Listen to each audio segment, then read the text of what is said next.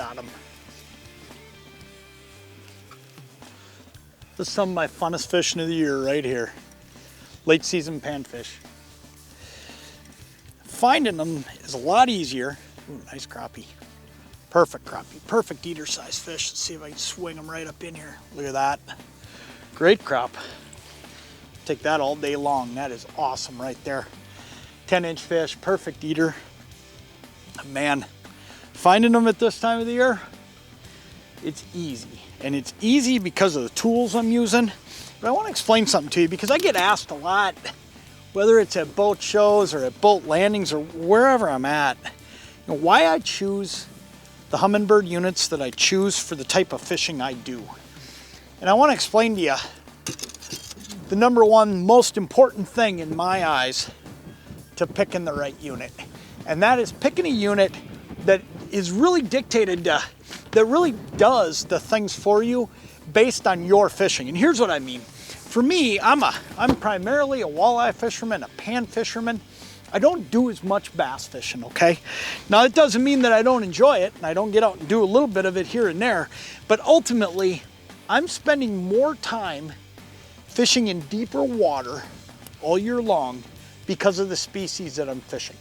Now, with that being said, I run side imaging units, but the number one most important piece outside of my 2D, the standard sonar, is my down imaging. And here's why. What down imaging does is it gives me a snapshot that is real life. It tells me exactly what I'm looking at.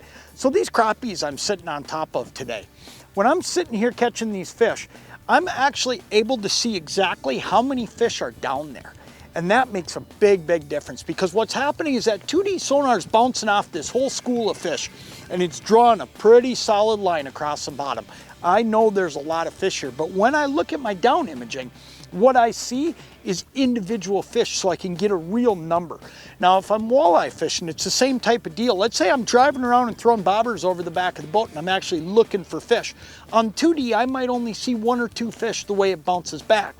But because that snapshot is so realistic that you're getting on the down image, it'll actually show me dots as I drive over those fish to tell me exactly how many fish are there.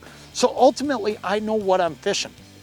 The key to catching fish, in my eyes, whether it's panfish like we're doing here today in the fall, or whether it's catching walleyes in midsummer, anytime these fish are deep, is understanding exactly what's down there. And down imaging, in my opinion, is the number one tool I have to know exactly what's down there. Here's the other thing I'll tell you too.